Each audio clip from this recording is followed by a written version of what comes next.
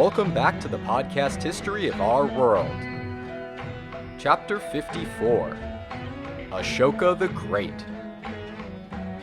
If you're counting, there's Sargon the Great, Ramses the Great, Cyrus the Great, Alexander the Great, and by the end of this episode, we're going to add Ashoka to this list.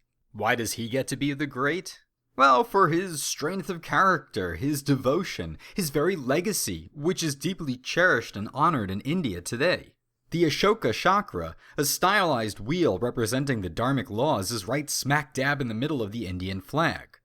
And the lion capital, a statue of 4 lions back to back, was a key symbol of Ashoka's rule and is now the national emblem of India. And yet what's almost funny about all this is that Ashoka was pretty much a footnote of history prior to the 19th century. A character in Buddhist legend because there was little hard evidence about him.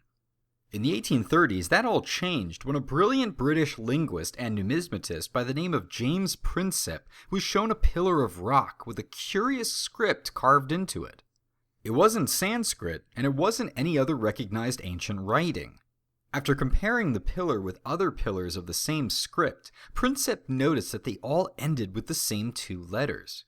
Using that as a starting point, he applied his knowledge of ancient Indian languages with the script on some ancient coins and a dash of linguistic genius that I can't begin to fathom, and he successfully translated it, identifying it as the Brahmi script. The pillar began thusly: Divanampiya Piyadasi Raja Evamaha. The beloved of the gods, his majesty declares.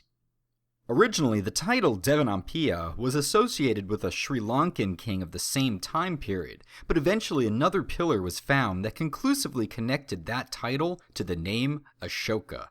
Here was conclusive evidence of his life, his words carved into rock pillars detailing the laws of his realm. A more complete story could now be told about the man. More complete because there's still big chunks of his life missing from the history books. But that hasn't stopped us before, right? We'll just fill in that part with myth and legend. It's all good. Let's start at the beginning. He was probably born around 304 BC, one of many sons from Dad Bindusara's many wives. He went through the normal princely, dealy stuff and showed himself to have enough aptitude to be entrusted with a certain task. Go and deal with the revolt in Taxila. Boy, these guys. First they weren't happy being under Alexander. Now they're not happy being under the Mauryans. It's like they won't be satisfied until they're free or something. Well, nuts to that, because Ashoka squashes that dream but good and brings the region back to Mauryan control. Impressed with his abilities, he was then made governor of the central Indian city of Ujjain to bring some questionably loyal ministers back to the fold. Now, as we left off last time, the Emperor Bindusara dies in 273-272, wanting his favorite son Soutien to be next in line. But the palace ministers detested the boy for his arrogance and his jerk attitude. In one account, Soutien meets his father's bald prime minister, goes right over to the guy, and starts slapping his head like a bongo. This behavior, unbecoming of an emperor-in-waiting, could also be a sign of future danger. As the Prime Minister then said, "Today he slaps me with his hand. When he becomes king, he'll let fall his sword." Ashoka, on the other hand, was capable, modest, by royal standards, and didn't do stupid bro things to important government officials. Ashoka was at the palace in Pataliputra when Bindusara was near death, but his dad had not officially named Soutien as successor. And he couldn't because Soutien was back in Taxila dealing with another revolt.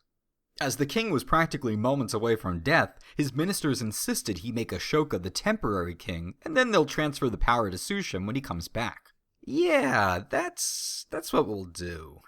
But Ashoka was growing impatient. He said, "If the throne is rightfully mine, let the gods crown me with the royal diadem." Which apparently they did. Or, as I like to imagine, he walked over to his dad and just yoinked the crown off his head. And then Bindusara vomited blood and died. Pretty metal. Soutien gets the news of his father's death and Ashoka's pretty hostile bid for the throne. He rides back to Pataliputra as fast as he can, eager to confront his upstart brother. But Ashoka is not the man people took him to be. As soon as that crown touched his brow, something changed within him. Or maybe it was there the whole time, waiting for the right moment to awaken. Regardless, no one anticipated what Ashoka would do next. Ashoka predicted that Soutien would come charging into the palace on horseback in a big grand spectacle to challenge him.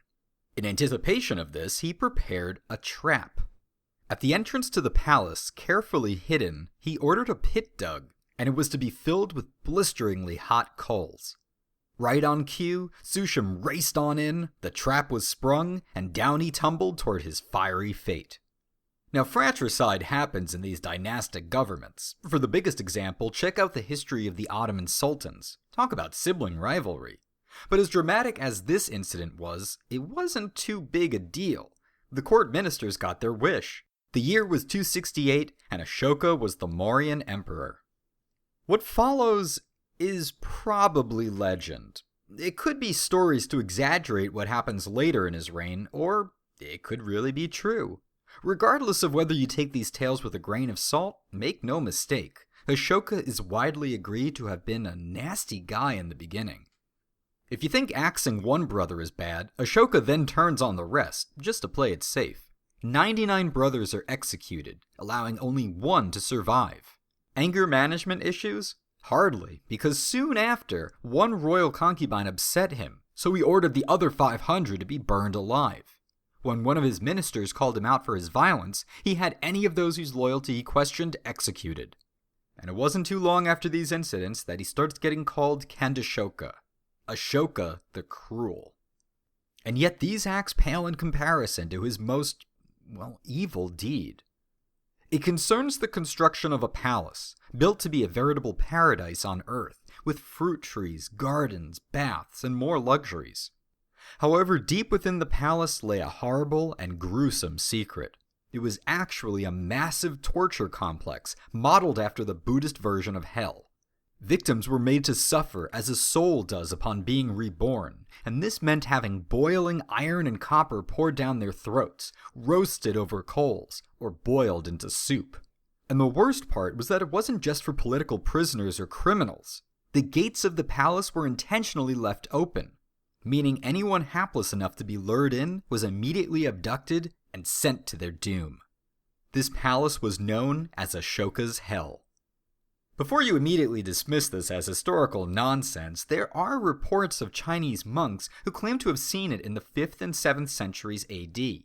And also, in the modern-day city of Patna, which was ancient Pataliputra, there is a well called Agam Kwan, supposedly all that remains of the intricate torture palace.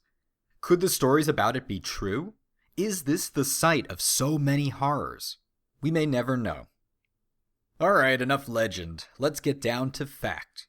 Specifically, the state of the Mauryan Empire. Ashoka's dad and grandfather, Bindusara and Chandragupta Maurya respectively, had done much to expand, and the empire was already pretty vast, but there was one holdout. The ancient state of Kalinga, located on the east coast, which nowadays is mostly the modern-day state of Odisha, once known as Orissa. Kalinga was a republic that firmly resisted the encroachment of the Magadhan kings and the recent Mauryan ones. They had a fairly strong army for their size, possibly fielding up to 700 war elephants, but despite that, Ashoka was looking to turn his rage outwards, and Kalinga was a tempting target. In addition to the political and economic gains from conquering their land, the map of Mauryan India would just look so much better without this one empty spot. Think of Caesar conquering all of Gaul except for that one village of druids up in the northwest. It's not becoming of an emperor to let that stand. These Kalingans are crazy. Ashoka attacks, probably in the year 261 BC, with nearly 500,000 soldiers at his command. The Kalingan army stands firm, knowing failure means death or worse, but there's no way they could last against the full might of the Mauryans. At the end of the battle, nearly 150,000 of Kalinga's warriors were dead, along with 100,000 of Ashoka's. The countryside was ravaged by his troops, and scores of men, women, and children were expelled from their beloved republic. Ashoka the Terrible and Cruel had crushed the last holdout in India. But as he surveyed the battlefield carnage, strewn with corpses, he felt something wrong inside him. a clenching, sick shudder deep within his gut that sent cold chills throughout his body. Was this revulsion? The conquest of Kalinga and its aftermath had filled Ashoka with a very real sense of shame and disgust.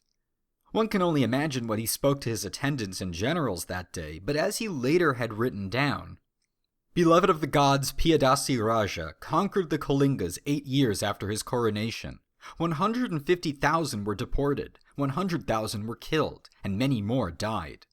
Indeed, beloved of the gods is deeply pained by the killing, dying, and deportation that takes place when an unconquered country is conquered.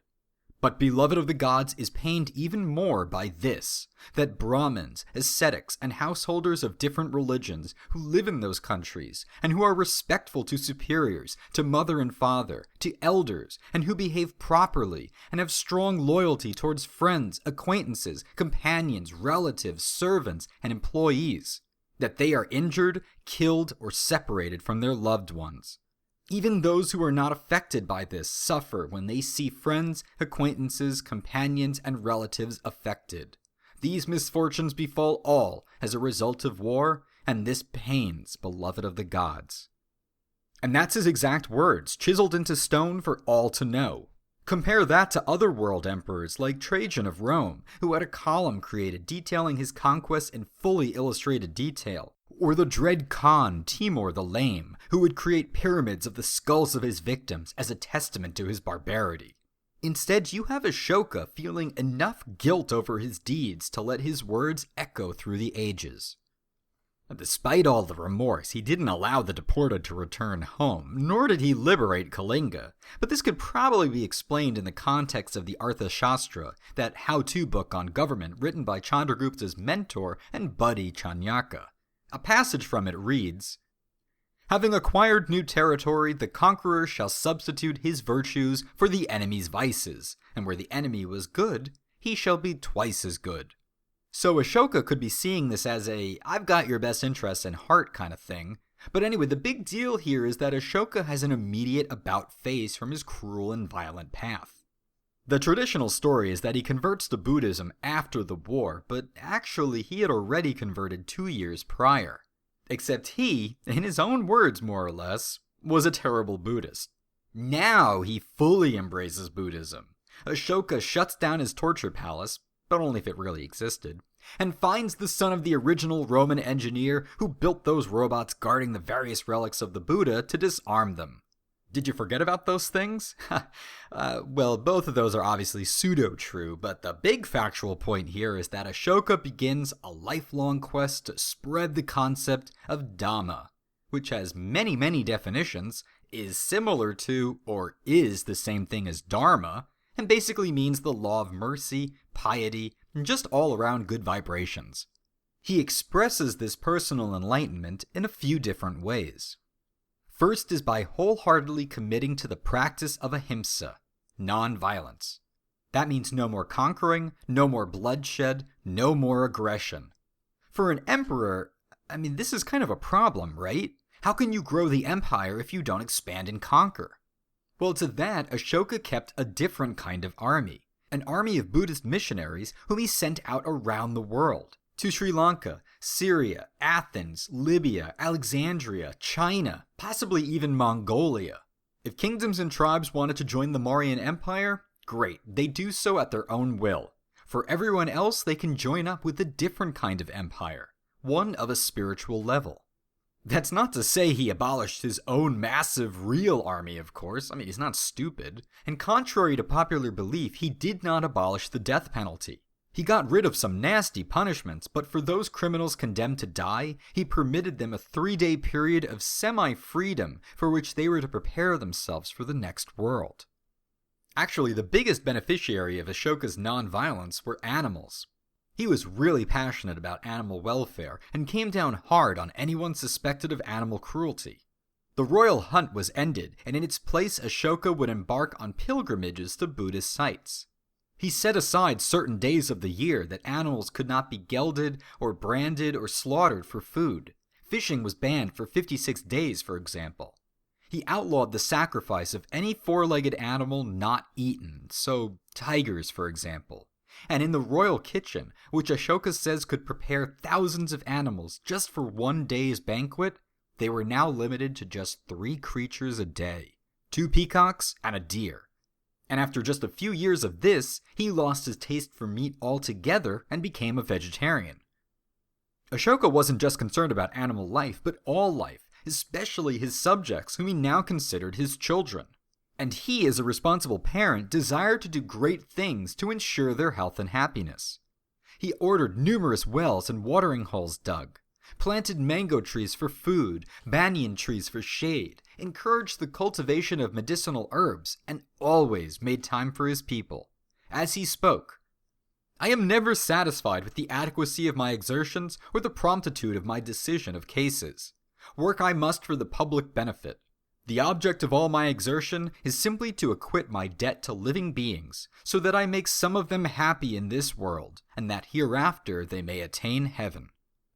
All this is being done according to the law of piety, this Dhamma of which Ashoka firmly believed in. But it wasn't enough for him to simply practice it, he had to promote it. He spent treasury funds to construct stupas, large dome-shaped Buddhist monuments which house a relic of either the Buddha or of a Buddhist saint. Ashoka also devoted funds towards requiring his governors to hold assemblies in which Dhamma was discussed and then promulgated. And to make sure they were on top of this, he appointed special officers called Dhamma Mahamatra to make sure everyone was following the law of piety. That last part has you thinking he's kind of a religious zealot, right? Well, don't. Those guys aren't the Inquisition, they're kind of like hall monitors, just making sure everyone's getting along. In fact, Ashoka has some lessons about religious tolerance that many in the modern world seem to have forgot. As he wrote, "Beloved of the gods, Piyadasi Raja desires that all religions should reside everywhere, for all of them desire self-control and purity of heart.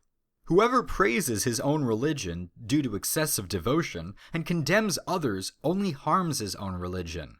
Therefore, contact between religions is good. One should listen to and respect the doctrines professed by others. Beloved of the gods, Piyadasi Raja desires that all should be well learned in the good doctrines of other religions." Look, I don't want to keep going on and on about the guy, but from all accounts he really put his money where his mouth is. While the reports of his younger actions might have been exaggerated, the fact remains here is a leader who is actively trying to look out for his people. And you've got to imagine all the advisors who no doubt tried to convince him he was wrong. Think of his generals, no doubt frustrated by his adherence to ahimsa. The southern point of India and Sri Lanka were still independent. Why not conquer them? Or of the Vedic priests, angry that Ashoka was abandoning the old ways and favoring the Buddhists with government funds. Or even his accountant, panicking as he drained the treasuries to pay for all this. You won't hear those stories, but they had to have existed. And yet he remained faithful to his beliefs up to his death in 232 BC. As one of his last edicts states, "Wherever there are stone pillars or stone slabs, there this Dhamma edict is to be engraved, so that it may long endure. It has been engraved so that it may endure as long as my sons and great-grandsons live, and as long as the sun and the moon shine, and so that people may practice it as instructed. For by practicing it, happiness will be attained in this world and the next." Ashoka the Great dies leaving behind a vision of an empire built on happiness and respect. But can it last? Buddhism is spreading nicely throughout the land, but without a strong emperor like Ashoka, will the Mauryans make it? And what's up with those Greek kingdoms to the west? The Seleucids were one thing, now there's a Bactrian kingdom to contend with? There's a lot to cover, and we'll see how much we can pack into episode 49, which is going to be our last one in India for a while. So join me next time as we wrap things up on the podcast History of Our World.